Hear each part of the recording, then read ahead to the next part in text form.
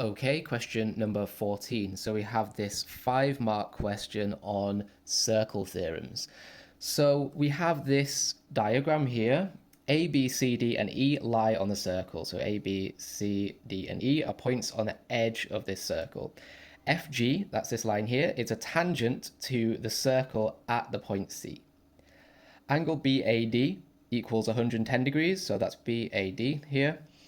ADB equals 20 and BEC equals 45. Okay, so part A, find angle BCD. Give a geometrical reason for your answer. Now, this is a circle theorems question. So if they say give a geometrical reason, that means you have to look at the circle theorems. Of course, they aren't given in the exam. You have to remember all of these theorems. So yes, it can be quite daunting, but rest assured, if you practice them enough, you will be able to remember. So angle BCD, let's highlight that one. So we have BCD, and that's going to be this angle here. Now, if we look here, it's this angle has this corner. Now, we can see that there's a quadrilateral that is formed from this angle. Here, here, here, here. Okay, so we have a quadrilateral here. And it touches all 4 corners of the edge of the circle, so that's called a cyclic quadrilateral. So we're going to use this circle theorem here called cyclic quadrilateral. The opposite angles in a cyclic quadrilateral total 180 degrees. Now, this is opposite. 110 degrees is opposite our target angle. Therefore, our target angle is equal to 180 minus 110, which is 70 degrees. So, angle BCD equals 70 degrees. And the reason is opposite angles in a cyclic quadrilateral. And I'm just going to put quad there to make it quicker. Sum to 180 degrees. Okay, so we just state the circle theorem and then we get the marks for the question. All right, so I'm just going to erase this for the sake of the next question.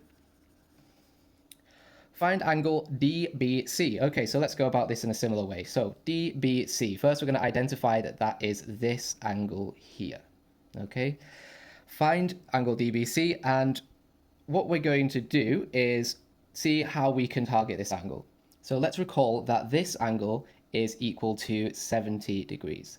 Now, if we wanted to find this angle, we could have a triangle here with this angle, this angle, this angle, and they would all sum to 180.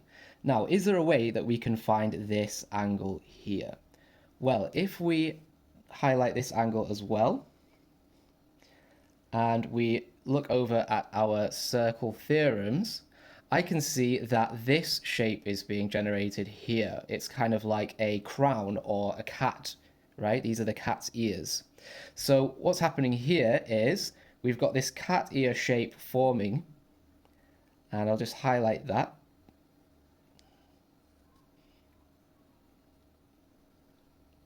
And the rule is that angles in the same segment are equal. So if this cat ear is 45 degrees, then this cat ear must also be 45 degrees. All right, and now I've got a triangle with 70, 45, and our target angle. So all I'm going to do is 180 degrees, subtract 70 plus 45, and that tells us that angle DBC is equal to 65 degrees.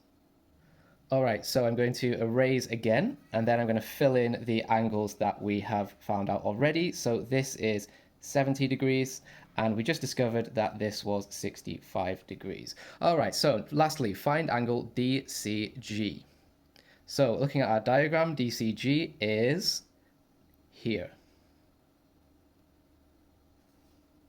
All right, so looking at our circle theorems, I'm looking for something that has a tangent on it. All right, here we have this one called alternate segment theorem.